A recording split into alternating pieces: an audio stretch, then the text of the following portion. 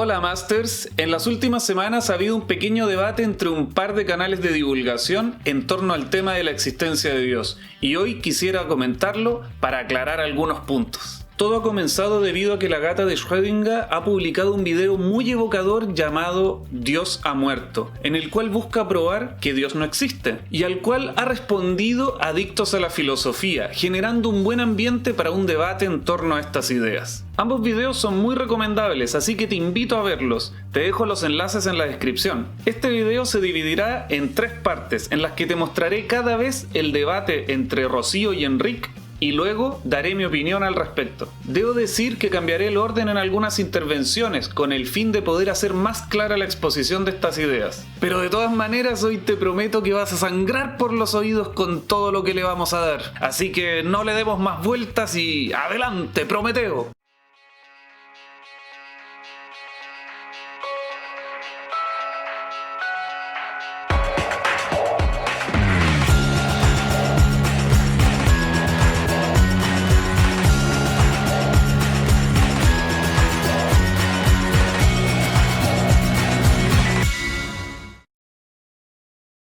Lo primero, por supuesto, es la pregunta que motiva toda esta reflexión.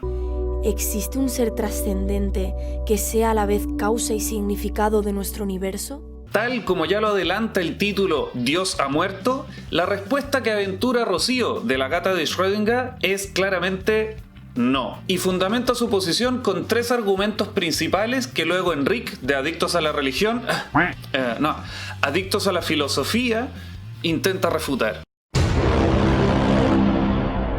Rocío cree que el argumento cosmológico es el arma más robusta que existe para poder probar la existencia de Dios, y lo formula según el principio de razón suficiente de Leibniz de la siguiente manera. Nada es cierto ni posible sin causa ni razón. De lo cual se deduce que algo debió haber creado todo. Enric defiende el argumento cosmológico a través de una complejización innecesaria de este, pues la información que contienen los silogismos que este muestra ya está contenida en la primera premisa de estos, por lo que el argumento completo se reduce en realidad a un postulado. Estos 2 argumentos tienen la misma estructura y propósito. Desde la experiencia del hecho de que algo exista, se concluye que el universo debe tener una causa absolutamente necesaria. Sin embargo, el primer error de este argumento consiste en que la deducción de una causa desde lo contingente solo tiene sentido en el mundo sensible, de tal forma que no se puede utilizar la categoría de la necesidad en objetos más allá de la experiencia.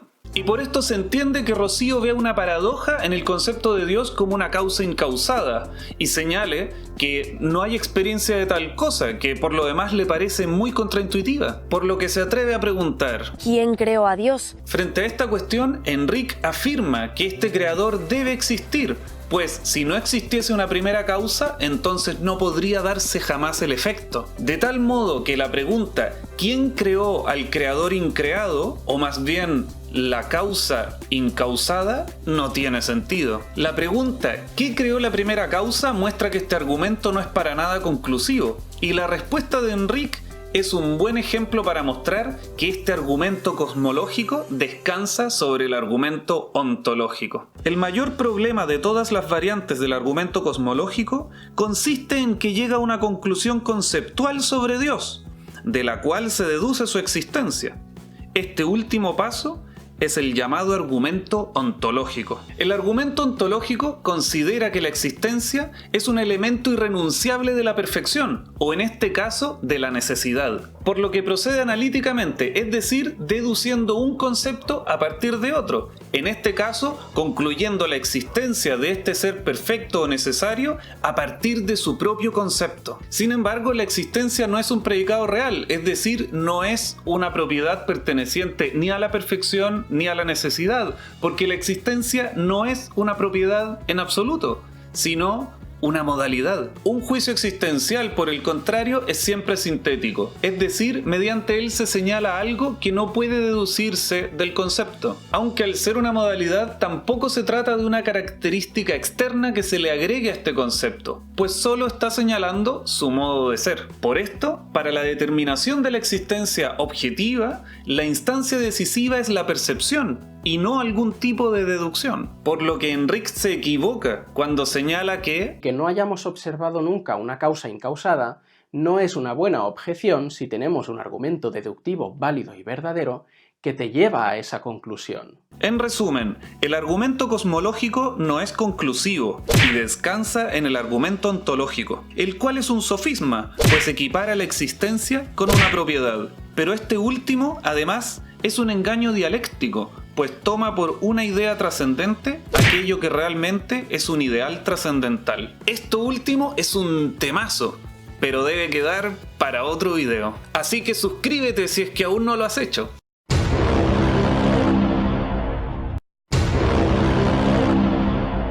Aquí he puesto juntos los argumentos del ajuste fino y de la quinta vía atomista, pues ambos son distintas expresiones del argumento físico-teológico. El argumento del ajuste fino dice que la vida inteligente solamente es posible en un universo con unas características muy acotadas, por lo que debió ser afinado muy precisamente con tal finalidad. La quinta vía atomista afirma que todos los elementos de la naturaleza, incluyendo los cuerpos inertes, se mueven intencionadamente hacia un fin, por lo que debe existir una inteligencia que los dirija hacia él. Como puede verse en ambos casos, el argumento físico-teológico procede según una analogía entre la técnica humana y las relaciones naturales, deduciendo que un ser con voluntad dirige la naturaleza. Pero el argumento no cumple con su objetivo, pues de la conformidad a fines no puede deducirse la creación, sino solamente la manipulación, tal como esta analogía lo muestra. Además de esta conformidad a fines dudosamente observada en la naturaleza, solo se puede deducir una sabiduría y un poder proporcionales y no absolutos. Así que a este argumento empírico le quedan dos opciones.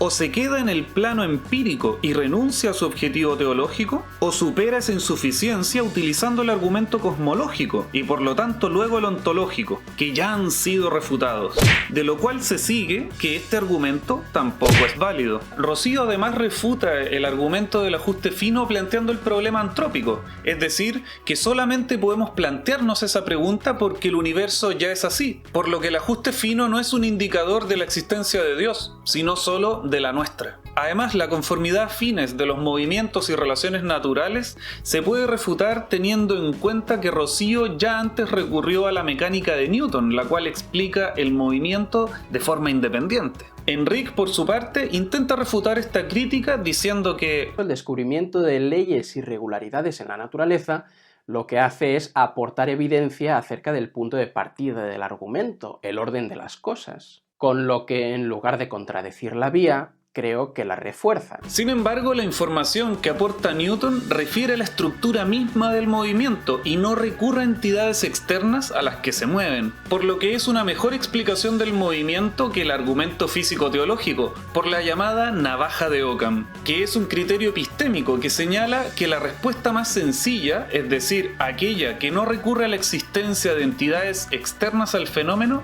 ha de ser la preferible, descartando así el movimiento como un punto de partida para la prueba de la existencia de Dios. En este punto Enric es muy inteligente al dejar de lado la teleología, pues es realmente en ella en donde se encuentra el problema. El modo en que Dios pone en movimiento al mundo sin moverse él a su vez, cosa que garantiza su eternidad, no es al modo de una causa eficiente, sino que lo hace como causa final, de tal forma que el mundo se mueve hacia él porque Él es la plenitud de todo lo que hay. Así Dios mueve al mundo como el deseo mueve a los seres humanos. El problema es que ya pasados 2400 años desde el enunciado de esta teoría, ya sabemos que la causa final es una proyección de la existencia humana en el ser de otros entes no humanos. Luego de los importantes avances científicos que teorías como la evolución de las especies por selección natural significaron, sabemos que el cambio en la naturaleza se origina de forma azarosa y no acorde a las intenciones o esfuerzos que las voluntades en juego hayan podido ejercer. La causa final no existe fuera del ámbito de los seres que pueden moverse de acuerdo a ciertas intenciones. En el mundo físico no hay finalidad, sino estructura, fenómeno que puede observarse incluso en los niveles más básicos de la vida. Cosa que los biólogos chilenos, Maturana y Varela, mostraron a través del concepto de autopóiesis.